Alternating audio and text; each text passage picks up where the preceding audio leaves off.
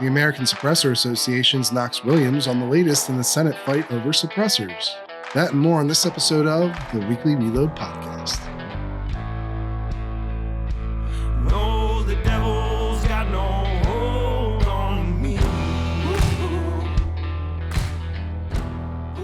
All right, welcome, ladies and gentlemen, to another episode of the Weekly Reload Podcast. I'm your host, Stephen Gutowski. I'm also the founder of The Reload and a CNN contributor. You can head over to thereload.com today if you want to check out our free weekly newsletter. I'm a little bit sick this week, guys, so I've messed up our intro here a little bit, but The Reload focuses on sober, serious firearms reporting and analysis, and that is what we do. You can head over to thereload.com and check it out today if you're interested in that approach, which I think is unique and different from what most everybody else does on this topic. Speaking of which, this week we are going to do a deep dive into what's going on with Senate reconciliation, and in particular, how they are dealing with the silencer/suppressor delisting that made it into the House version. And to do that, we have with us Knox Williams of the American Suppressor Association. Welcome to the show, Knox. Thanks for having me on, Stephen. It's a pleasure to be on with you, man. Absolutely. Thank you for joining us. Can you tell people a little bit more about yourself and American Suppressor Association before we get started?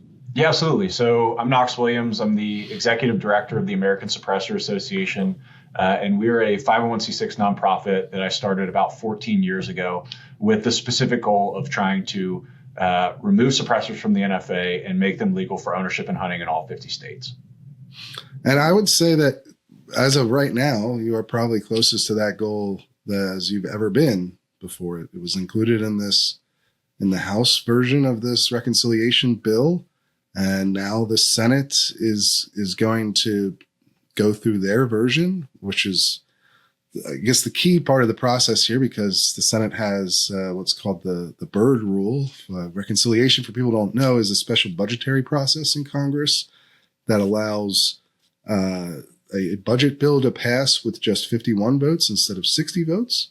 And in order to get to that threshold, for that process to be allowed to work, senators give up their right to have a normal filibuster, which would generally require 60 votes.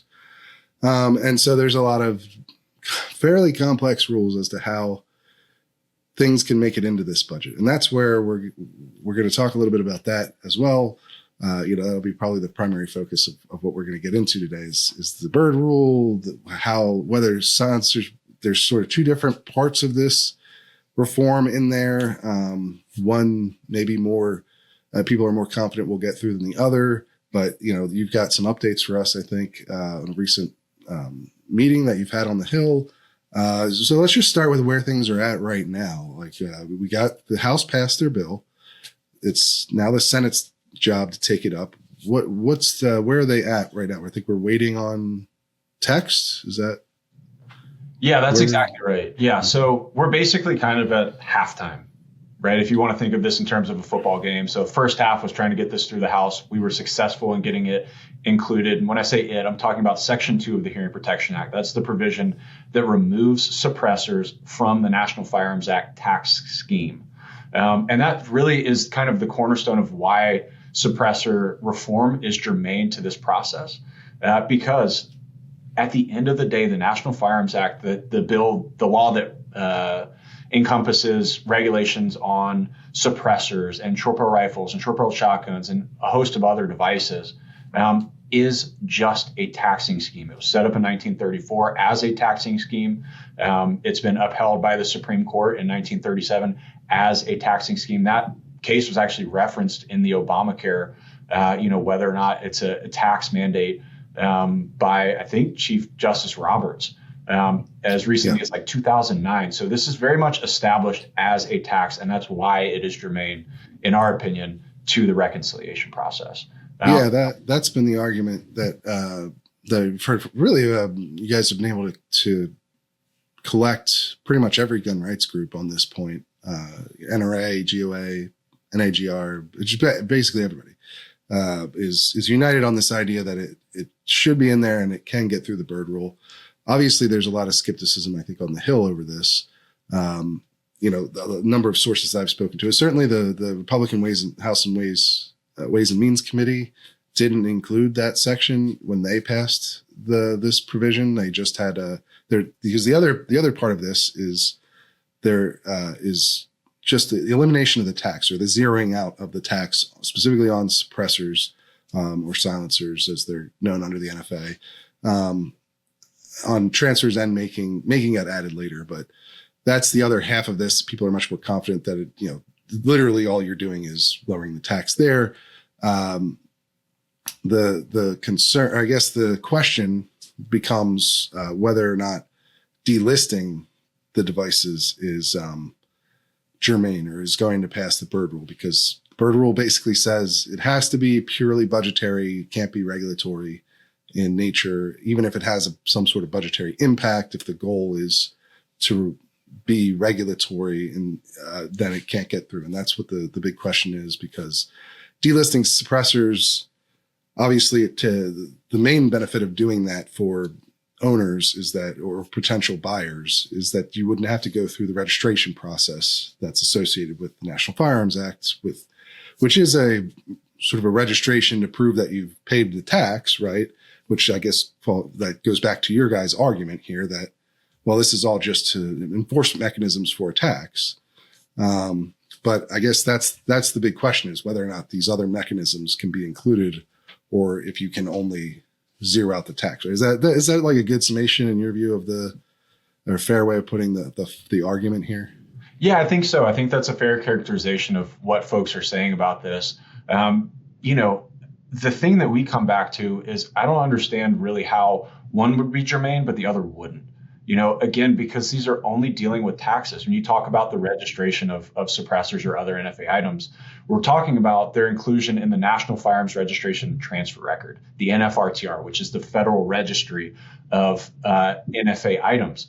And the only thing that is a receipt of taxes paid, right? So it's used for other purposes. But at the end of the day, statutorily speaking, that only exists to prove that people have registered their suppressors by paying that particular tax. It's not a license. It's not anything other than a receipt of that tax paid, which in our estimation makes it completely germane to the process. And I think, too, one thing to kind of, step back and give the 100,000-foot overview of this whole situation. When we're talking about removing suppressors from the NFA through Section 2 of the Hearing Protection Act included in reconciliation, really all that we're talking about is no longer taxing them, but you would still have to go through the same exact background check process. I think there's been a lot of intentional misdirection and misinformation on that point, especially by Senate Democrats yesterday in their press conference, where they're trying to say, oh, you want to sell silencers with no background checks? Absolutely not. That's not what this would do. They would still only be legal in the 42 states where they're currently legal. It wouldn't change anything in California and New York and Illinois. We're working on that on litigation, but that's a separate issue. And it wouldn't stop having background checks on suppressors. Prohibited persons would still be prohibited from possessing these items. Even in those 42 states, you'd have to be 21 years old or older to be able to purchase one. They would be treated essentially like their own classification of firearms under the Gun Control Act. And you would still have to pass a federal FBI NICS background check in order to purchase one of these items. So it's a huge mischaracterization to say, oh, we're really totally pushing policy on this. No, we're trying to get rid of the tax scheme. All of the other stuff really materially stays the same. Yeah, well, right. I mean, at the very least, I have seen Senator Chris Murphy, for instance, claim that this would eliminate background checks on suppressors, and that's factually untrue. That's just false, because silencers and suppressors are included in the definition of firearm under the Gun Control Act, which is a separate federal law that wouldn't be impacted by this change. Now, obviously, you would, like the fingerprinting and the registration application, that stuff would go away if they're delisted from the NFA. But you're right that I mean, and again, I guess that goes back to the idea of that stuff is there to prove that you've paid the tax. Not as an independent, I guess from your point of view, not as an independent regulatory mechanism. It's just there because it's a way of showing you paid the tax, right? Yeah, absolutely. And I think, If it's all right with you, I'd love to give kind of some color behind the NFA process and what it takes to purchase these and how it differs. Yeah, I think that'd be good because people have an understanding if they've never been through it before. Yeah. So in order to purchase an NFA item, again, suppressors, short barrel rifles, short barrel shotguns, things like that, you have to go to a licensed dealer, which is a federal firearms licensee, which has paid an SOT or special occupational tax. Again, another tax to be able to sell these items, which are under a taxing scheme. I hope that I'm hammering home that theme there. Pretty good. But so when you go to a dealer to do that, you fill out what's called a Form 4 application. And that's an application that you submit directly to the ATF. It includes a $200 transfer tax per NFA item. So if you want to buy 2 suppressors, you're paying 2 separate $200 taxes, so $400 on that. But each one is $200. You're also submitting copies of FBI fingerprint cards. You're submitting passport-style photos. You're sending it off to your a local chief law enforcement officer. It can be a state AG, it can be a sheriff, it can be a chief of police. It's a whole host of folks, basically notifying them that you're doing that. And the reason behind all of that was because suppressors were regulated in 1934. That's far before the advent of the NICS instant background check system. That didn't happen for decades and decades later. So in order to vet people, the Treasury Department, which initially the whole NFA scheme fell under, wanted to have a way to basically vet people when they were buying these items. So you'd have to go to your local chief of police or sheriff or chief law enforcement officer to get them to sign off on the application. That has since changed. But nonetheless, the fingerprints, the passport photos, that's really kind of an antiquated step that doesn't even get used in the process. So there's no real inherent value add to it. It's just something that has been kind of a holdover since the 30s, even though it's totally superfluous at this point. So when the ATF receives your application, they cash your check. That money goes directly to the Treasury's general fund. That doesn't even go to ATF. So a lot of people think, oh, well, ATF has a vested interest in this. They don't. That money goes straight to the Treasury, again, because the Treasury was the original home for for this statute. ATF hadn't been formed in 1934. When the ATF receives that application, they cash your check. They actually send your fingerprints over to the FBI. It costs them $13 to do that. The FBI does exactly nothing with them. So it's totally useless. It's a total waste of money. So cleaning that up, it just in and of itself would be a win for the taxpaying community because it's literally just lighting money on fire for no reason. The FBI runs a NICS background check, which is the exact same background check that is run for Title I firearms like rifles, pistols, and shotguns. There is no difference. A lot of people think that it's some super secret squirrel-like extensive background check. It is quite literally identical to buying any other type of firearm. The only difference is that when you're buying a rifle, pistol, or shotgun, there's a 3 business day mandate to have that to have that background check processed by the FBI, or the sale can proceed at the discretion of the dealer. And with NFA items, that same shot clock does not exist, which is why historically you saw things like 6 to 18 month wait times. Granted, ATF has done a pretty fantastic job in recent years. The NFA division deserves a lot of credit for cleaning that up with the e-form system, starting back early last year. To where wait times are now down on average, I think to 1 to 2 weeks is kind of the norm right now. Yeah, it's pretty remarkable turnaround there. And actually, I think that's been one of the to go on a bit of an aside here for a moment. That's been one of the undercovered stories around suppressors of the last couple of years is just how popular they've become and how much faster the processing has become as well. What are we looking at today in terms of how many legally registered suppressors are on the NFA registry? So the most recent number that we got directly from the ATF was January of 2025. And at the time, there were a little over 4.4 million suppressors registered in the NFRTR. To put that into context, when we formed the American Suppressor Association back in 2011, there were 285,000 suppressors in the registry. So that means from 1934 until 2011, there were 285,000 suppressors that were registered in the NFA tax scheme.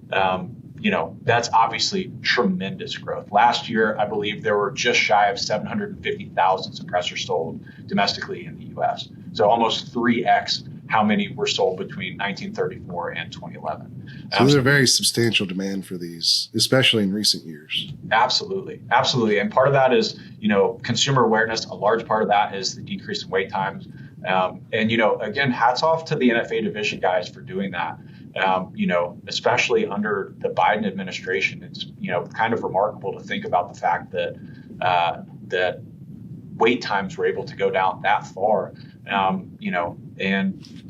at the end of the day, I guess the argument here would still be that there's probably a lot of pent up demand because you still have the barrier of the registration and the $200 tax stamp per suppressor, and that keeps the prices of these devices relatively elevated as well because it's suppressing demand. Is that the idea?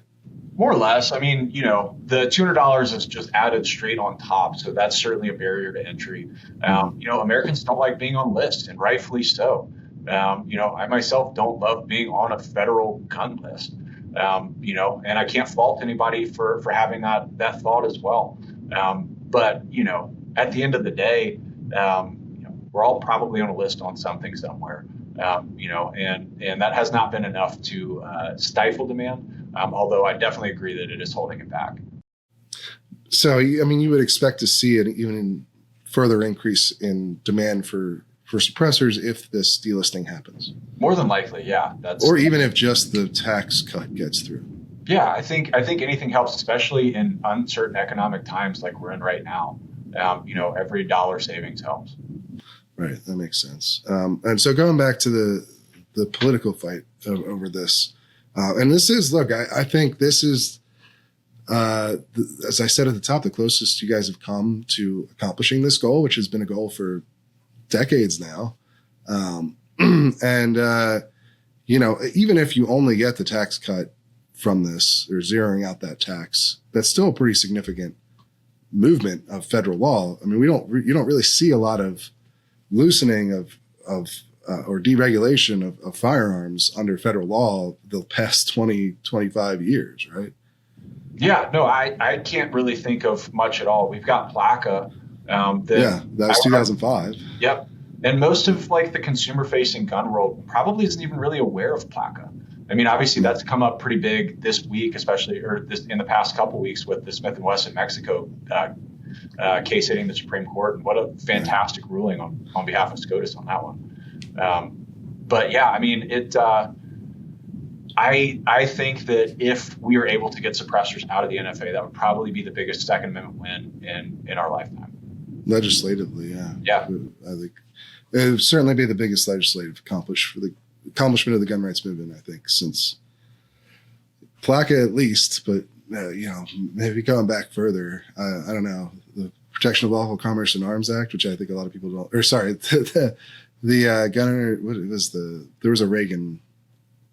Sorry. I'm feeling a little bit off today. So it's, some of this stuff is escaping me at the moment, but regardless, it's been quite a while at the federal level since you've seen, I guess what you could call pro-gun legislation like this. But getting back to the political fight of where I think most people that I've spoken to think the tax is pretty unquestionably going to get through. And it does appear that there is a lot of support for this in the Republican caucus for both aspects of this.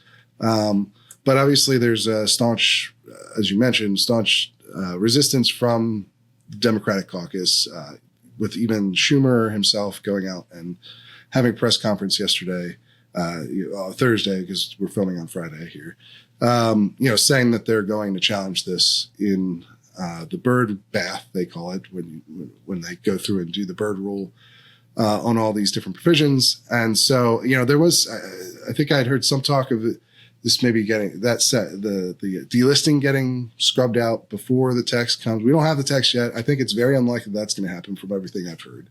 So it seems the Republicans are willing to fight for this. I think they will defer to whatever the parliamentarian rules, but, and I think we actually have a quote from Senator Cornyn, who's a key player in this, John Cornyn from Texas. And he said, we will reduce the tax to zero at a minimum our goal is to basically change the policy. Admittedly, that's going to be a discussion with the parliamentarian. It remains to be seen. That is kind of the attitude I've heard from most people. Now, there is like House Ways and Means Republicans. Obviously, they argued that they didn't include this because they didn't think it was going to make it through this process. You guys put a lot of pressure on you, and the other gun groups put a lot of pressure on House Republicans to include it. And so, yeah, I guess there's a recent meeting on the Hill about this that you attended. Can you give us some insight into the latest that you're hearing? Yeah, so we had a meeting yesterday that the Conservative Partnership Institute, or CPI, helped put together. There were probably about 30 or so Senate staffers in the room. They had a panel discussion, all focusing on reconciliation. They actually had a couple ATF agents out there showcasing suppressors, as well as the difference between short barrel rifles and short barrel shotguns, and Title I rifles and shotguns. It was a very informative meeting. Lasted about an hour. It was really fantastic discussion. And really, for us, the main point that we're driving home is, look, a tax is a tax is a tax. And in a tax bill, in the reconciliation process, anything that produces a change in outlays or revenues, like a tax, is germane. And I think that, for anybody that's out there saying that the policy aspect of this outweighs the actual tax reform, to me, it's akin to trying to snatch defeat from the jaws of victory, right? Like it's throwing in the towel when you're up by 3 touchdowns and the other side hasn't even scored in the first half, and you're the coach coming out there at the halftime interview saying, hey guys, we need to be prepared to lose this. Like, absolutely not. That's ridiculous. Does it have a policy impact? Sure. Anything has a policy impact. Did Obamacare have a policy impact? Absolutely. But it was still a tax. And it was still germane. And the Supreme Court still upheld it. And that's exactly the lens through which we see this.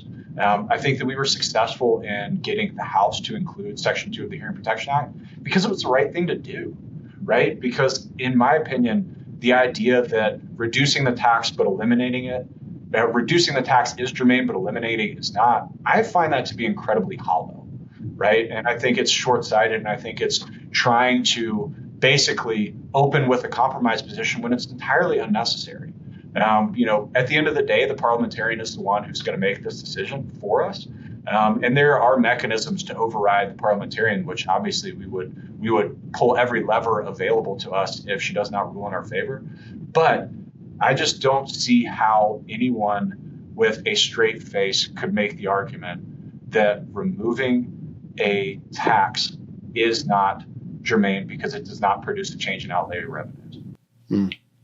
The example that I've heard, and I'm not an expert on reconciliation, that you don't get a lot of gun related measures through reconciliation, right, most of the time. Although this is something that I did bring up to like Rep. Hudson and Senator Crapo when I had them on my show earlier this year, because as you mentioned, NFA is a tax. The logic makes sense to me, certainly.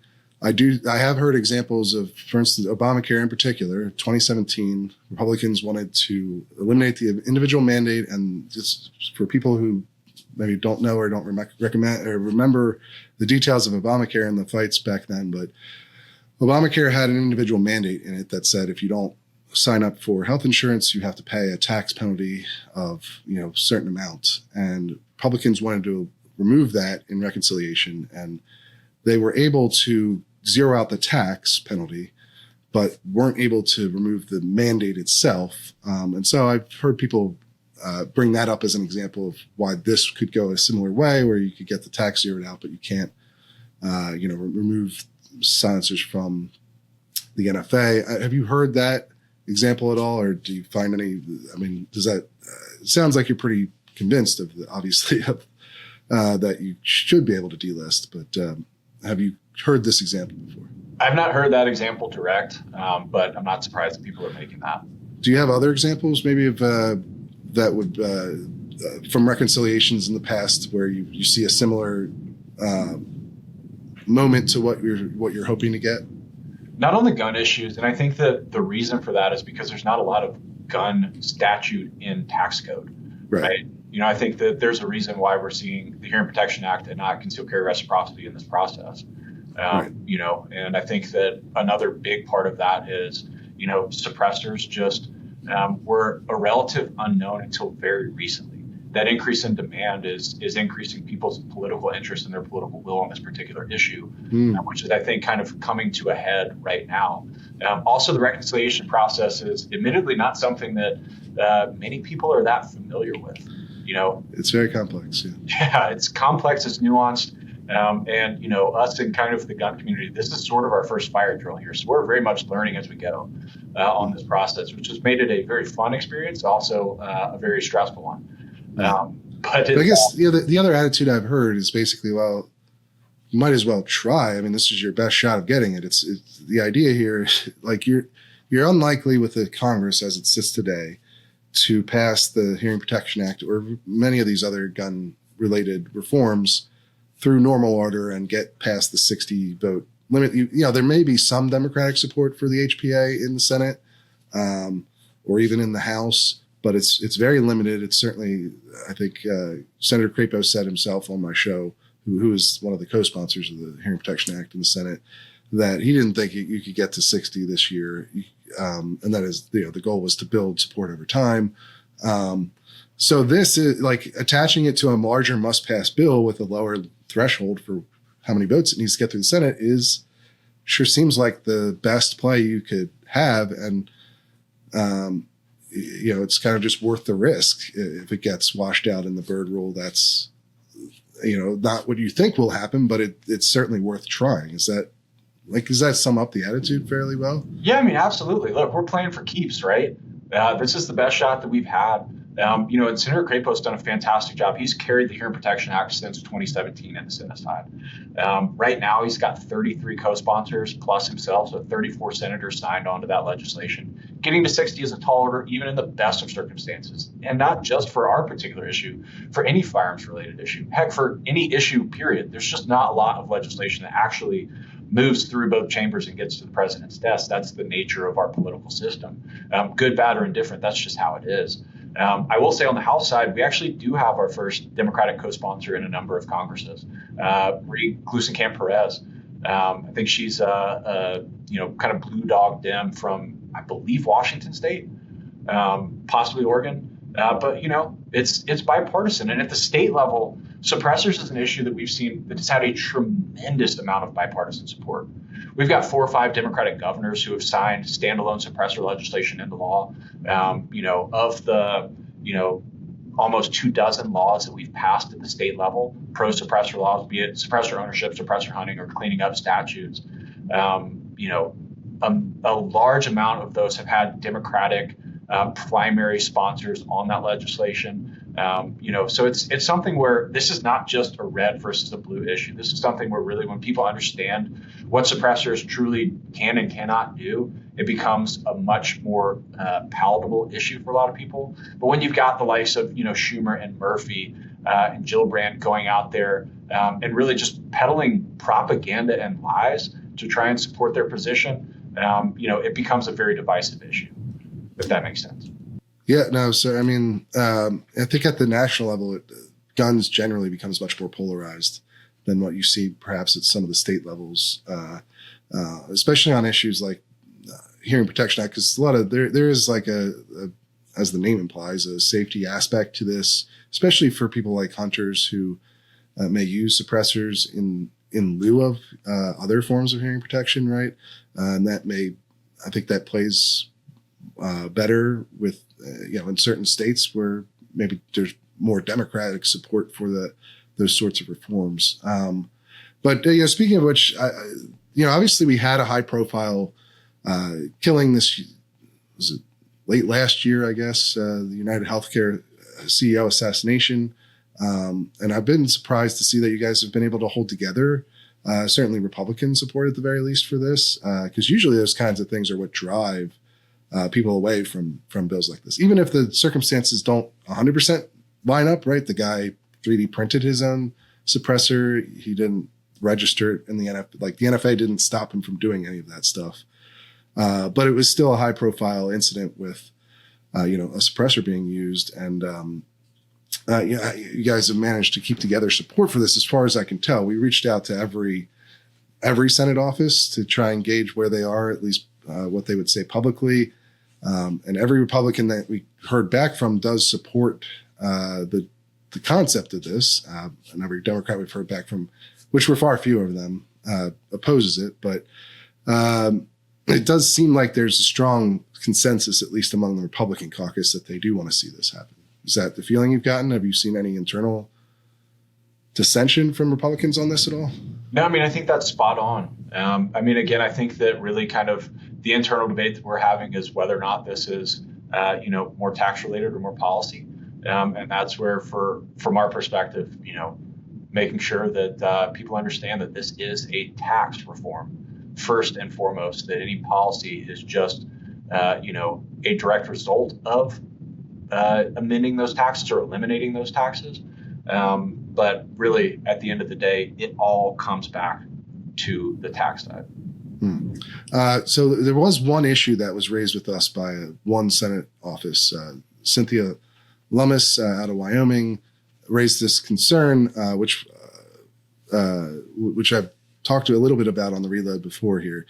There are a lot of states that have what you might call NFA mirror laws, where they require, and hopefully you can give us some insight into how many states have these sort of laws, but they require essentially that if you're going to possess anything that's an NFA item, silencer, machine gun, short barrel rifle, what have you, that you have to first obtain the federal license or tax stamp, essentially in this case, to do that. And so one of the issues that it seems this delisting would cause is some states it would become illegal to own silencers, even if you previously legally owned them.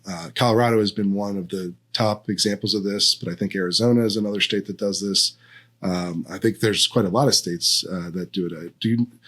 Have you heard this concern raised from other senators? And two, like, what is the solution that you see for this? Are you guys working on something related to that? Yeah, so we've got several different lanes where we're working on this particular issue. First and foremost, there's not a lot of states that are actually impacted by this.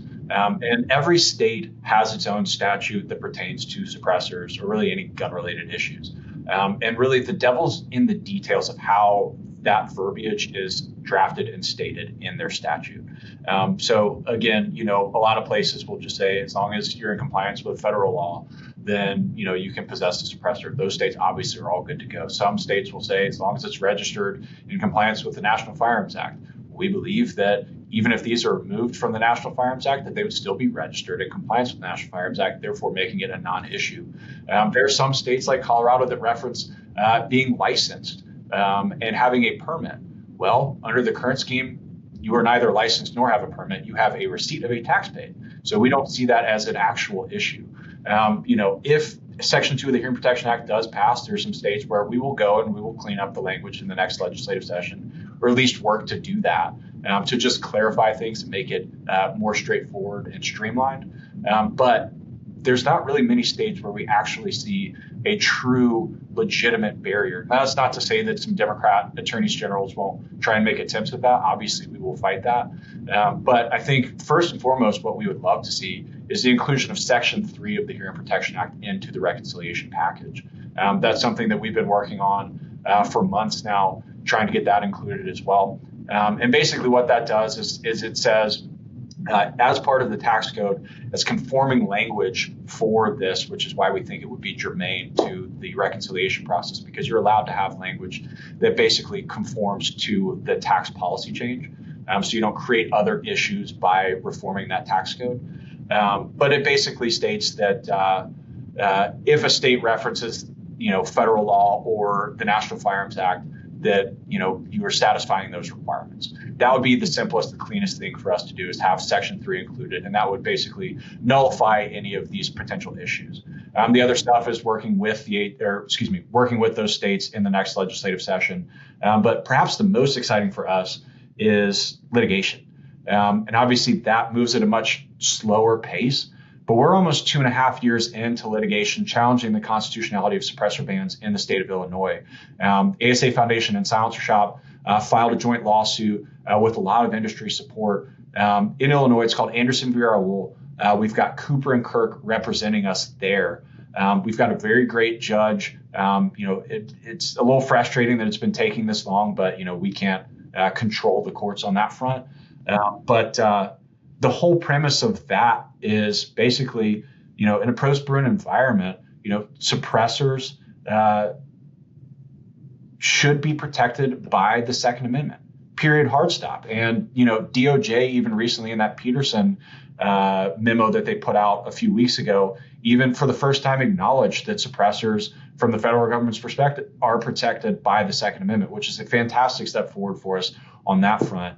But they also argued that the NFA is falls within the tradition, and so the regulations are constitutional, right? Yeah, they did not get that one completely right. It was a bit of a 1-2 punch on that one, where half of it was great, half of it was a little bit subpar from our perspective. It is interesting too, because most of the judges that have ruled in these suppressor cases so far, the Second Amendment challenges, they've come down on the other end that suppressors aren't protected arms at all, that they're like accoutrements or what have you, under the founding some of these definitions that exist from the founding era, right?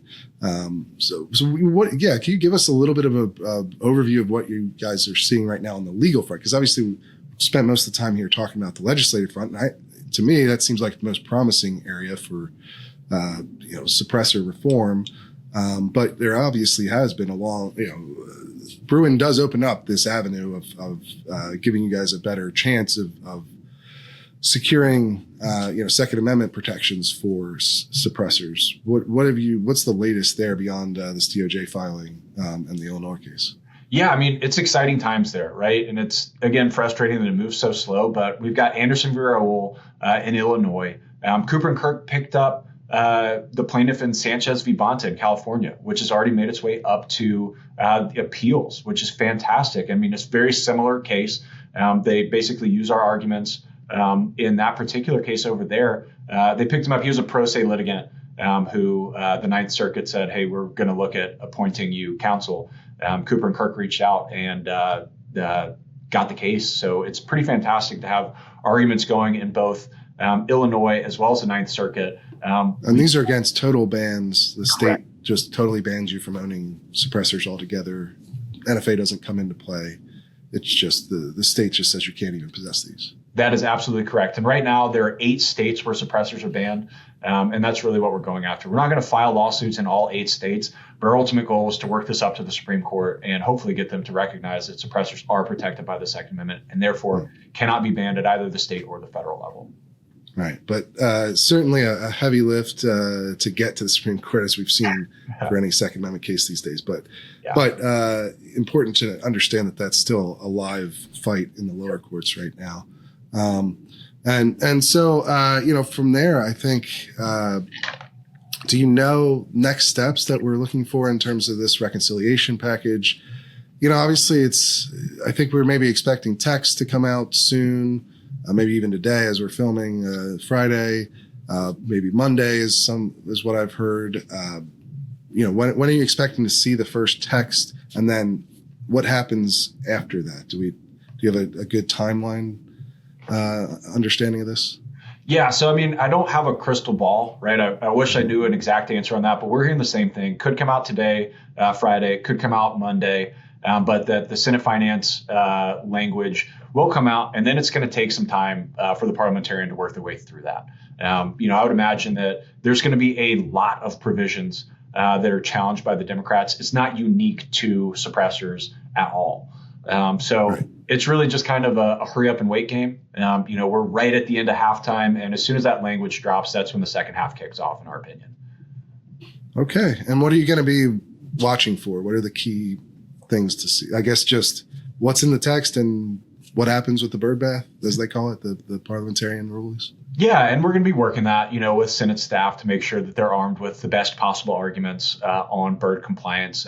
Again, I think that we've got an incredibly strong case to make, and I think that any reasonable person judging this would understand that, tax codes are germane to the reconciliation process because they produce a change in outlays or revenues. And as precedent has established in years past, regardless of the actual policy ramifications, you've satisfied those requirements. Do you know what that looks like in person? Like, I don't really understand how, I guess yet, how the parliamentarian process works. Does the senator go themselves to the parliamentarian and have like a back and forth with them? I mean, I understand. My understanding is like the parliamentarian gives out some advice, on some of these issues before she makes an actual ruling on them. But I think it can also be kind of a back and forth thing where the senator goes up and makes the argument, right? That's my understanding. And again, this is our first time through it, so I've not actually seen this process play out before. But my understanding, as an admitted non-expert in reconciliation, me too, is basically that on these contested issues, that you'll have delegates for both for and against that can make their arguments and almost litigate it to the parliamentarian directly, and the parliamentarian takes that into consideration and issues a judgment. That's, I think, what we can expect to see on this. And it could be as simple as one staffer and a senator, or it could be an army of people. We heard that in our meeting yesterday that, hey, we need to make sure that on any provisions that people care about, that you come prepared and you roll deep, because the other side will on issues that they care about. That's my understanding. I could be mistaken on that, but I believe that's how it'll play out. Okay. All right. Well, we'll look forward to that. And perhaps we'll have to have you back on a little further down the line when we get some results from this whole thing. I think it's going to be a while before we have the final bill too, right? Like we might get the initial text soon, but this process, I think, takes several weeks at least, right? Yeah, and that's been one of the points of discussion, right? The president obviously wants to have this bill on his desk by July 4th. That's a very aggressive timeline, but so was getting it out of the House before Memorial Day. Everybody said there's no way that's going to happen. That was the conventional wisdom, and it happened, right? And that's a testament to the administration. That's a testament to Speaker Johnson and his leadership, and we've got a lot of confidence that Majority Leader Thune and his leadership team in the Senate, hopefully we'll be able to pull that rabbit out of the hat as well. All right. Well, we will be watching and reporting on that along the way. And like I said, maybe we could have you back on a little further down the line here. But we appreciate you coming on and discussing all this and giving us, the latest update from your end. If people want to follow ASA or what you guys are doing, where can they do that? Yeah, man. American Suppressor Association.com. If you want to join, we are a membership organization. That's asamember.com. We've also got a fundraising campaign going on right now. Just go to asaraffle.com. Got some really cool prizes that are helping to raise some funds for us. Follow us on Twitter, Instagram, all the socials. We're out there and we're aggressive and we're engaged on this issue. And Stephen, thank you again so much for having me on, man. It's truly been a pleasure. I appreciate you doing it and answering the questions here. It's I think it'll be enlightening to the audience, so I appreciate it. Well, heck yeah. Thanks. All right, man. That's all we've got for you guys this week. You can head over to reload.com to sign up for our free weekly newsletter if you want to keep up to date with what's going on with guns in America. And of course, you can buy a membership if you want to support the kind of reporting that we do. That is how we fund our entire operation. So check those options out today. But that's all we've got for you guys. We will see you again real soon.